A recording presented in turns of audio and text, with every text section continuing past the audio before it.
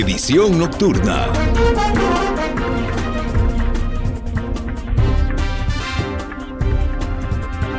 Muy buenas noches, feliz viernes, gracias por acompañarnos en esta edición nocturna de Noticias Repretel. Comenzamos con las informaciones. Le contamos que en los últimos 3 años, 5,000 personas fueron víctimas del uso de armas de fuego y armas blancas. Cada 6 horas Cruz Roja reporta un herido con arma.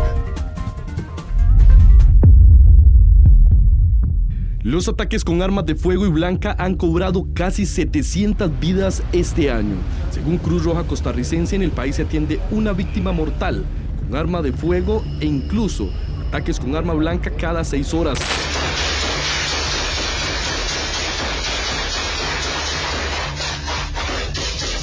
Uno de estos ataques múltiples ocurrió en Lomas del Río, en Pavas. 4 hombres fueron atacados a balazos. Inicialmente son llevados en vehículos particulares a la estación de bomberos local y luego hasta los hospitales México y San Juan de Dios. Uno de ellos murió a la hora de ingresar a la clínica de Pavas. Al llegar al lugar abordamos a un hombre que fue estabilizado y trasladado a una condición delicada al centro médico. Y también trasladamos a otra persona, un hombre, en una condición urgente al hospital. También conocimos que varios pacientes fueron trasladados por medios propios. Para la atención de esta emergencia, la Cruz Roja Costarricense dispuso de 4 ambulancias. En menos de 24 horas, Pavas suma 2 ataques armados. Incluso ahí el cuerpo de bomberos atendió una emergencia con fuego, donde tras un tiroteo en este sector, prendieron fuego al automotor, el cual había sido robado en febrero pasado en el sector de Siquirres. Producto de la balacera, 3 personas fueron llevadas a la estación de bomberos en Pavas. El OIJ recolectó cerca de 50 indicios de bala. La cifra es aún mayor cuando se habla de traslados delicados a clínicas y hospitales. En los últimos 3 años fueron 5,000 las víctimas. De ellos, 3,000 fueron traslados, 770 en 2022, 870 en 2023. Para 2024 fueron 782 las atenciones, mientras este 2025 ya suma 556. Este año ya tenemos 454 personas, o sea, tan solamente 10 personas menos. Sin embargo, en este momento estamos atendiendo a una persona herida, ya sea por arma blanca o arma de fuego, una cada 6 horas. De tal forma que todo indica que con este nivel de incidencia, pues muy probablemente ya vamos a sobrepasar.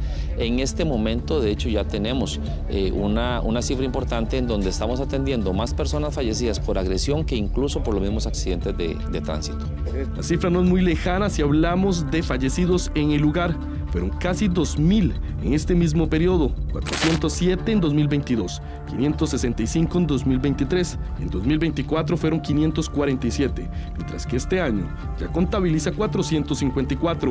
Esto responde al tema de lo que es la gobernanza criminal y cómo es estas estructuras que se empoderan y apoderan de nuestras comunidades para cubrir la mayor cantidad de territorio para el mercado de consumo.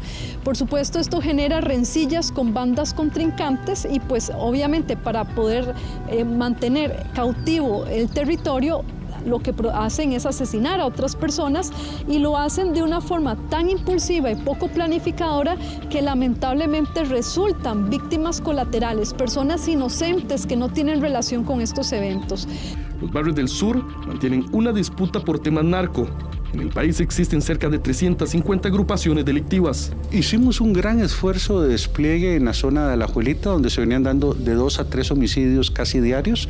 Logramos controlar la zona e inmediatamente explota en la zona de Guanacaste los intentos de la banda de alias Diablo por dominar la zona de Guanacaste. Usted observa las víctimas cédula 5, cédula 7, es decir, la banda local y la banda invasora. Y así sucesivamente observamos que la lucha cruenta en las zonas fronterizas entre bandas criminales se está materializando en luchas fratricidas que generan homicidios. Según el OIJ, 556 personas murieron tras el accionar de un arma de fuego, mientras que 66 con la utilización de un arma blanca. De casi 700 muertes ocurridas en este 2025, 500 de ellas ocurrieron mediante los ajustes de cuenta.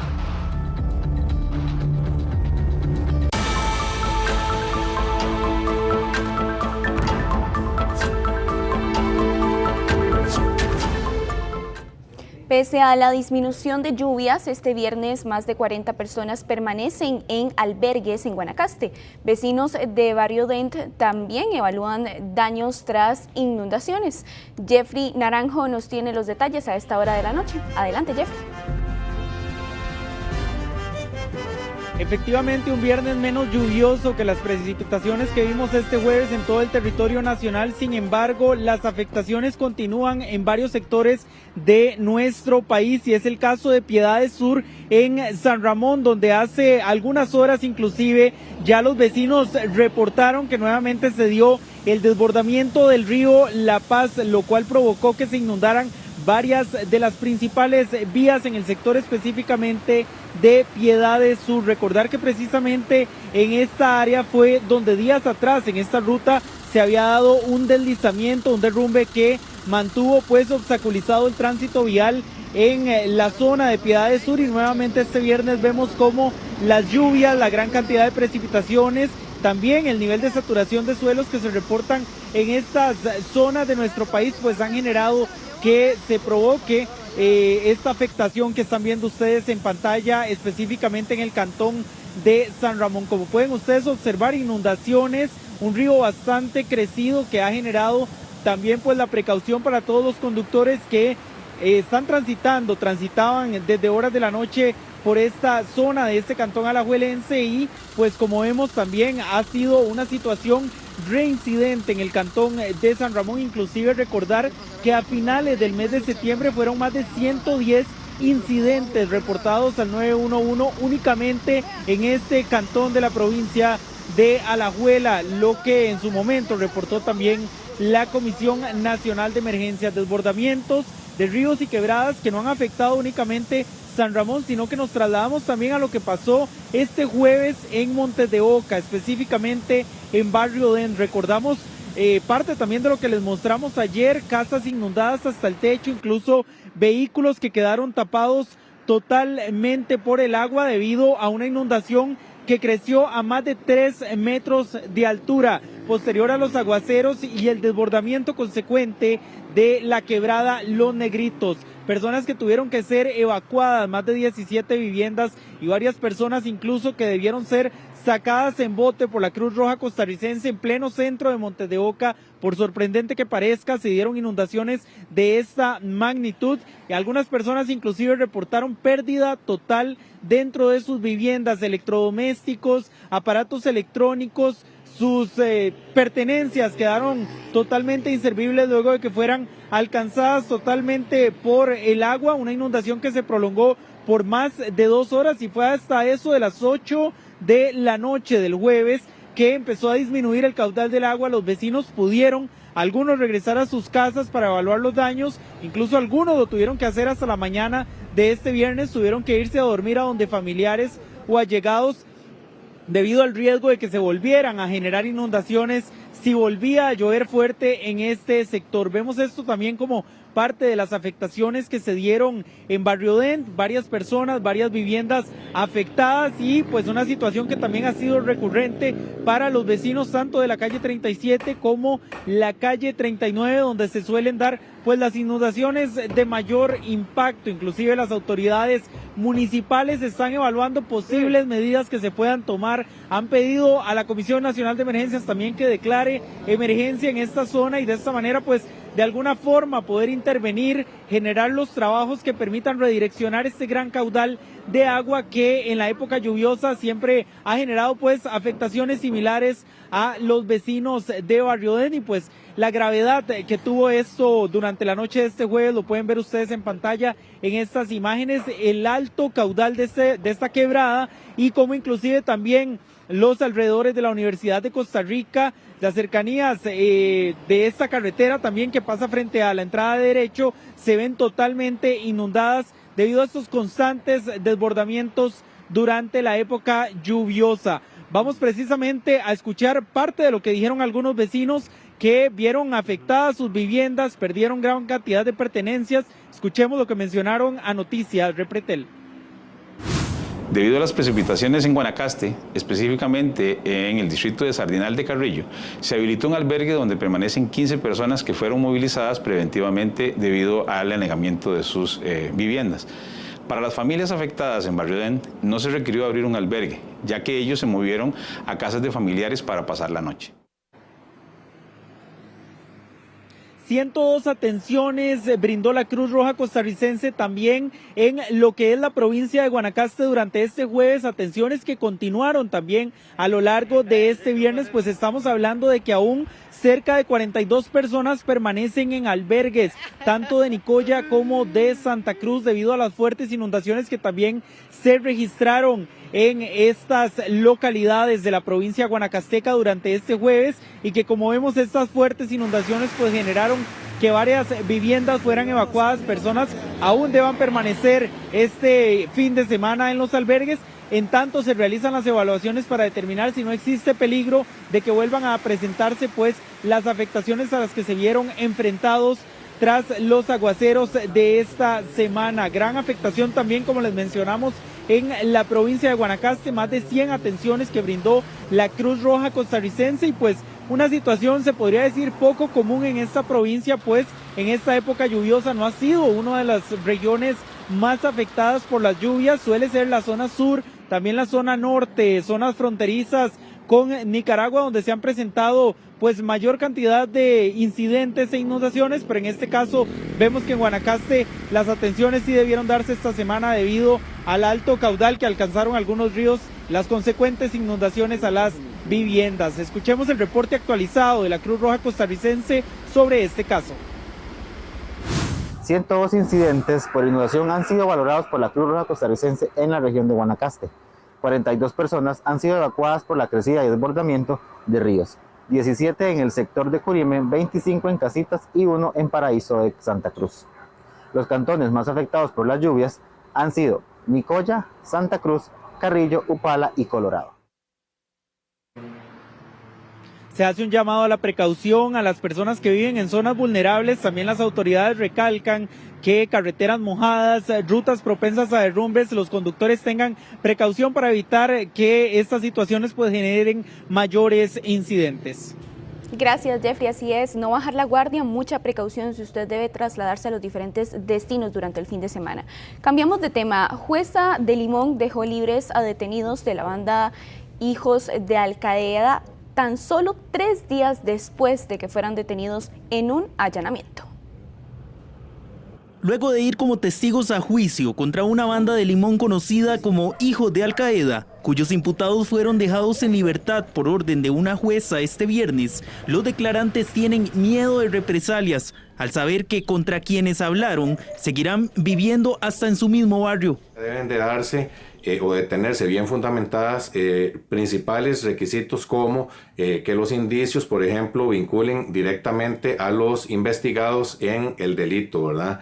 Para esto las pruebas tienen que sustentarse con indicios como muy probables.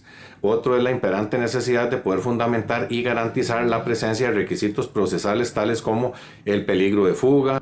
Alejandra Rojas, jueza a cargo del caso, resolvió dejar libres a 5 hombres que fueron detenidos este mismo martes durante un allanamiento, investigados por un homicidio en Cieneguita de Limón en el 2024.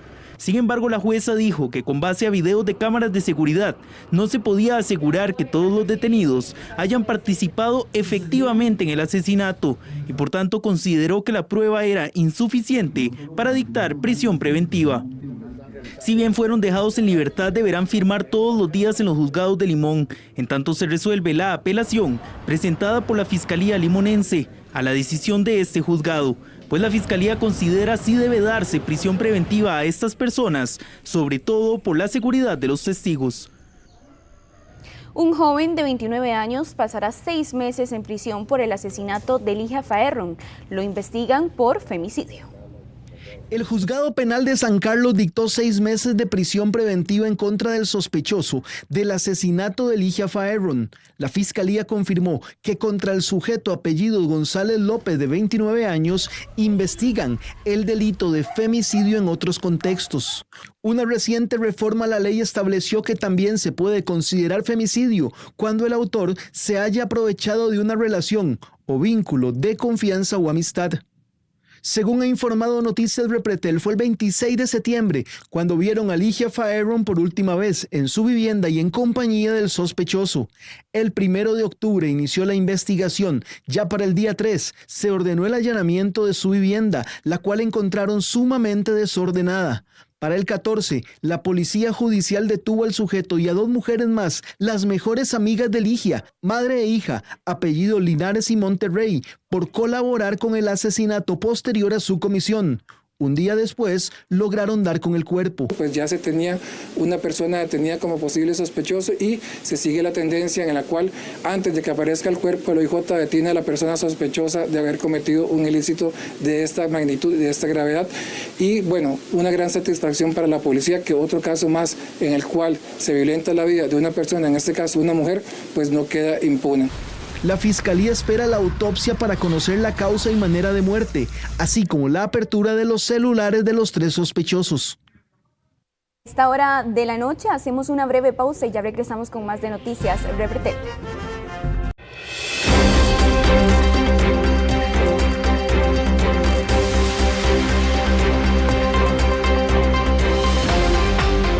Hora de repasar en nuestro enfoque las emergencias por trastornos mentales en niños y adolescentes. Aumentaron un 44% en los últimos 5 años. La periodista Rachel Matamoros nos trae todos los detalles. Adelante, Rachel. Así es, en estos últimos 5 años han aumentado los trastornos mentales en la población costarricense, mayoritariamente en menores, esto entre la población que va de los 10 a 14 años. Pero, ¿qué es lo que está causando esta situación específicamente en la población menor y entre los ticos? Bueno, todos estos detalles lo vemos en la siguiente información. Las emergencias por trastornos mentales y del comportamiento entre niños y adolescentes siguen aumentando. Solo en el grupo de 10 a 14 años se registraron más de 7.000 atenciones durante el 2024, el doble de lo reportado en el 2020. De ellas, 4.000 correspondieron a niñas frente a 2.000 casos de niños, una tendencia que la Caja Costarricense de Seguro Social califica como preocupante. El estigma de consultar ha disminuido, pero también nos preocupamos de que las enfermedades mentales han aumentado. En 5 años hemos notado un 44% de aumento en los casos que nosotros atendemos. En general, las atenciones por salud mental en el país aumentaron, reflejando un deterioro constante en el bienestar emocional de la población. Pero, ¿qué está generando este aumento de casos? El aislamiento social que se vivió precisamente post-pandemia, considero que debilitó las habilidades para relacionarse con las demás personas, para enfrentar distintos contextos que nos rodea, para la toma de decisiones, lo cual genera, pues, tanto en niños, niñas y adolescentes como en otras personas, estados de ansiedad, ¿verdad?, que podrían luego desencadenar depresiones y por tanto afectar su salud mental. Veamos estos datos. Los trastornos de ansiedad encabezaron los diagnósticos el año pasado, esto con 59.296 casos, seguidos por los episodios depresivos, 13.745, y los problemas relacionados con el consumo del alcohol, 9.984 casos. Además, las emergencias por consumo de cocaína también aumentaron, pasando de 709 en el 2020 a 1.099 en 2024.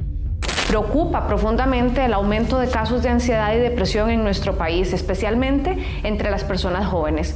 Es por eso que es fundamental abordar este tema con sensibilidad, compasión, compromiso y además promoviendo entornos que favorezcan la salud mental y el bienestar emocional de las personas jóvenes. La prevención del suicidio requiere un enfoque integral que involucre a las familias, a los centros educativos, comunidades y servicios de salud también. Principalmente tenemos que prestar atención a aquellos indicadores que están fuera de la norma de la conducta de la persona. Vemos entonces aislamientos, cambios de humor repentinos, ya que al salirse de esta norma nos está dando una alerta, una señal temprana de que algo está sucediendo y que debe intervenirse. Según los especialistas, esto es un panorama que revela que la salud mental dejó de ser un tema silencioso para convertirse en una de las crisis sanitarias más urgentes del país. Bueno, y como veíamos, estas son situaciones que continúan dándose en la población joven y es precisamente donde los especialistas aseguran que debe ser atendido precisamente por profesionales de la salud, ya que estos casos van a seguir manifestándose si no se toman cartas en el asunto de forma interinstitucional y obviamente pues atender a la población menor, quienes están siendo los más afectados. Solo 3 de cada 10 mujeres están ahorrando de forma constante. Eso sí, aún hay retos para ellas y brechas que hay que ir reduciendo. Las mujeres de hoy en día están más activas económicamente, participan en el mercado laboral y lideran empresas.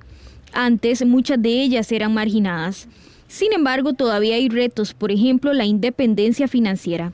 Solo 3 de cada 10 mujeres logran ahorrar de forma constante, según un análisis de Grupo Mutual con datos del Banco Central de Costa Rica. Demasiado importante porque todo está súper carísimo y la verdad que la vida está muy dura. Entonces hay que ver cómo ahorramos y en lo necesario, digamos, comprarle lo necesario, a veces compramos de más. Las mujeres ahorran un 9% menos que los hombres, por ende aún hay retos en temas salariales. Según el Banco de Desarrollo de América Latina y el Caribe, para los costarricenses el costo de vida está muy duro para ahorrar. Demasiado, hay que tener mucho ahorro, tratar de no endeudarse porque estamos en tiempos muy duros, entonces cuidar mucho el dinero, diría yo. Se estima que los hogares donde las mujeres administran el presupuesto destinan hasta un 70% de los ingresos a educación, salud y bienestar. Las mujeres son administradoras naturales de los recursos del hogar, pero muchas veces priorizan en las necesidades inmediatas de su familia y dejan de lado ahorrar para mejorar su estabilidad económica a largo plazo. Las mujeres emprendedoras generan en promedio 2,3 empleos adicionales, ya sea por contrataciones directas o por la demanda de servicios asociados. El ahorro es muy importante ante situaciones de emergencia o para alguna meta personal. Los salarios para trabajar en el sector de dispositivos médicos suelen ser mayores al resto de trabajos calificados. Usted puede ganar hasta un 27% más. El país se posiciona como el segundo mayor exportador de dispositivos médicos en América Latina, generando empleos de calidad. Y no solo eso, los salarios son un 27% por encima del promedio de los puestos calificados. Tiene muchísimas ventajas. Por ejemplo, el salario, estamos hablando que puede llegar a ser 1.8 veces mayor que el salario que percibimos los que no trabajamos en ese régimen. Adicionalmente, existen bonificaciones, seguros de gastos médicos para algunos. El dinamismo se refleja en más de 55,000 empleos directos en el sector, 11 nuevas empresas instaladas y 10 reinversiones en los últimos 3 años, según un informe regional presentado por CBRE. Además, el sector de dispositivos médicos representa un 43% de las exportaciones totales del país. Costa Rica supera a Latinoamérica en talento, inversión y en crecimiento en dispositivos médicos. El sector de dispositivos médicos se viene desarrollando en Costa Rica hacia finales de 1986. Ese sector ha logrado crecer enormemente gracias al gran talento humano que ha desarrollado el país y a las estrategias de capacitación y formación de talento del Sistema Educativo Nacional. Según este estudio, invertir en Costa Rica significa un ahorro del 58% frente a Estados Unidos. Eso sí, aún se podrían bajar más las cargas sociales, ya que en otros países son más bajas. Además, los trabajadores de zonas francas tienen beneficios, como transporte gratuito, bonos, salarios competitivos y un espacio de trabajo moderno. Pasamos a temas de salud. 4 cárceles del país tienen brotes activos por varicela. Durante este año, el Ministerio de Salud contabiliza 2.514 casos por varicela en todo el país, pero así está la situación en las cárceles. En estos sitios, por hacinamiento y otras condiciones, es muy común brotes de esta enfermedad. Por ejemplo, en el CAI San José o cárcel de San Sebastián hay 27 casos activos. En privados de libertad entre 20 a 40 años, 155 ya están recuperados. En la Reforma hay 6 casos por varicela, no hay más enfermos desde el 3 de octubre. En el CAI Carlos Luis Fallas hay un caso activo y en el CAI Marcus Garvey hay 6 casos activos por varicela. Es una situación común principalmente en centros penitenciarios. Desde el 28 de agosto que se emitió la alerta, el Ministerio de Salud ha liderado el abordaje de este brote junto con el Ministerio de Justicia y Paz y la Caja Costarricense de Seguro Social. Lo que realizamos son reuniones semanales de seguimiento desde nosotros como autoridades, pero los compañeros de los niveles locales y regionales mantienen una comunicación diaria con el centro penal y con los encargados de la atención médica de estos pacientes.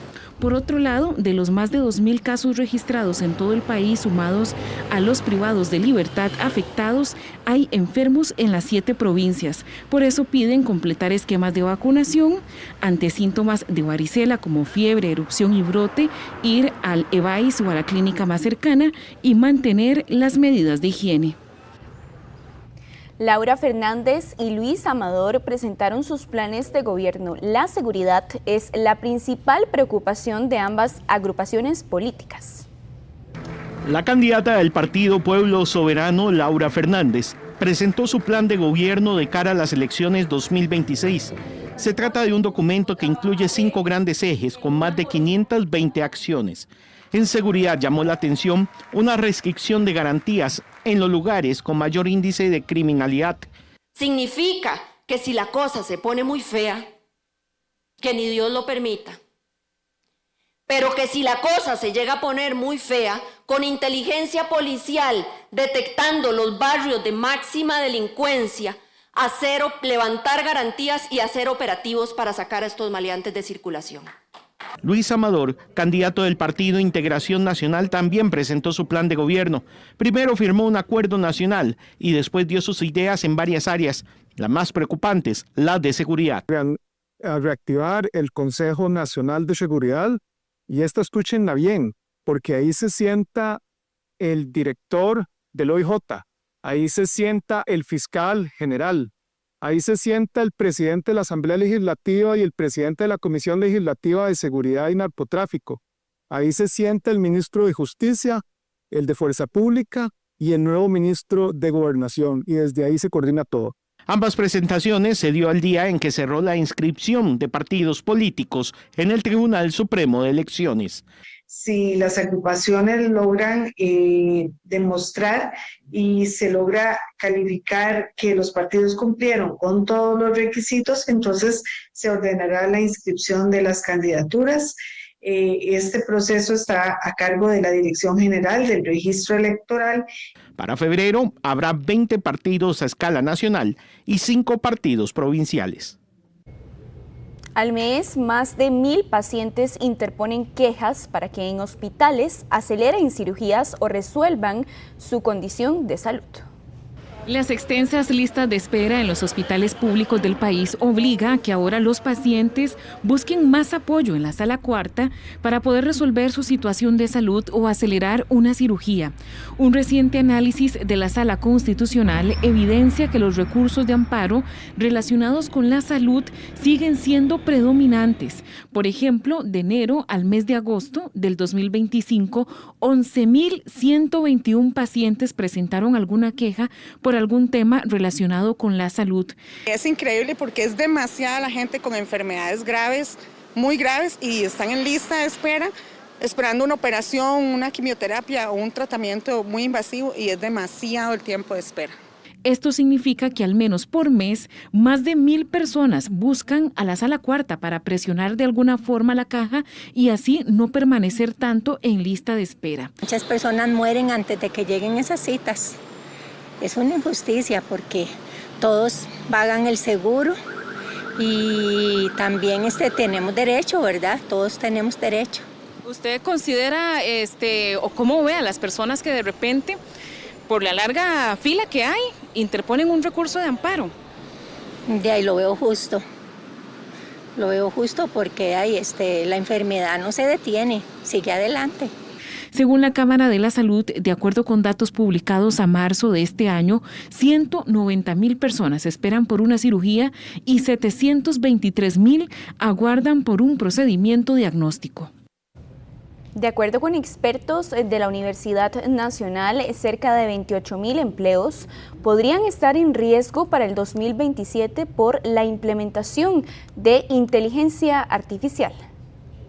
La rápida adopción de la inteligencia artificial también puede ampliar las brechas laborales. Y es que según expertos de la Universidad Nacional, cerca de 28,000 empleos podrían estar en riesgo para 2027 si no se fortalecen las políticas de acompañamiento. Este riesgo se agrava con decisiones empresariales globales como la reducción de operaciones que existen en diferentes compañías transnacionales, lo que nos recuerda que la automatización puede desplazar sectores enteros si no existen estrategias nacionales de reubicación y capacitación. América Latina debe evitar quedarse en la periferia tecnológica. Los analistas mencionan que se requiere de transiciones justas para que Costa Rica no solo sea competitivo, sino que el bienestar de los trabajadores también sea el reflejo de esta tecnología. Además, insisten que es necesario que las estrategias de acompañamiento se implementen especialmente a pequeñas y medianas empresas. Y si vamos al nivel del profesional o los puestos llamados calificados, esto puede aumentar a un 50%. Y las pequeñas y medianas empresas no quedan excluidas de esto. Más del 50% podría decirse que están utilizando la inteligencia artificial, pero esto no garantiza a nivel de exclusión o inclusión que estén conllevando con esto un acompañamiento ético, social razonable, que le permita a la persona trabajadora también aprovechar los recursos de la inteligencia artificial, pero no ser excluidos por ellas en su trabajo. La adecuación correcta de herramientas como la inteligencia artificial reimpulsa también el trabajo independiente, de manera que las personas puedan tener mayor control de sus empresas, con autonomía sostenible y menores riesgos financieros.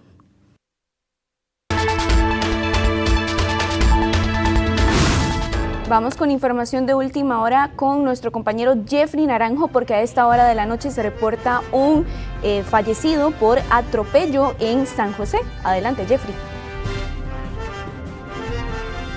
En menos de 24 horas, 2 atropellos reportados, uno de ellos hace menos de una hora precisamente, aproximadamente a 100 metros norte de la estación de buses de Caribeños. Una persona que fue atropellada por un autobús, según la escena que hemos visto acá hace algunos minutos, y también un atropello que hace algunas horas, a eso de las 6:30 de la tarde, se dio en el sector de Pavas. En este momento pueden observar ustedes que la fuerza pública ha precintado el perímetro cercano a donde se está dando pues la atención de este incidente que, como les mencionamos, se reportó a eso de las 9 de la noche aproximadamente, y pues en este momento se mantiene la custodia de este cuerpo a espera de que sean pues las autoridades que procedan con el levantamiento del mismo. Un autobús que atropelló a una persona, son los detalles que se conocen de momento sobre este incidente que, como les mencionamos, se reportó aproximadamente a 100 metros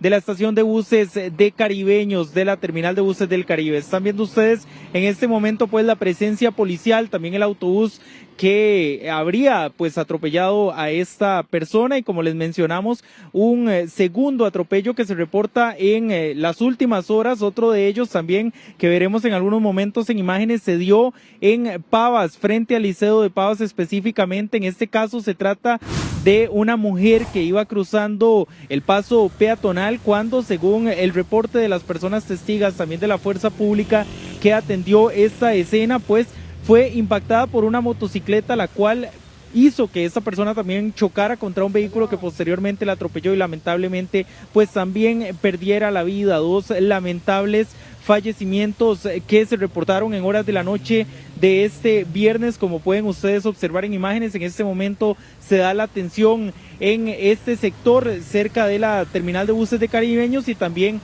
pues este atropello de una persona que iba realizando el cruce peatonal frente al Liceo de Pavas. Un llamado también a la precaución que han hecho las autoridades en reiteradas ocasiones para tanto conductores como motociclistas en las carreteras de nuestro país, evitar que estos incidentes pues sigan presentándose. Esto es parte de lo que se ha desarrollado en las últimas horas de la noche, como les mencionábamos, una peatona y también en este caso un hombre que viajaba en motocicleta que fue pues atropellado por este autobús, incidente que en este momento también se mantiene bajo custodia de la fuerza pública.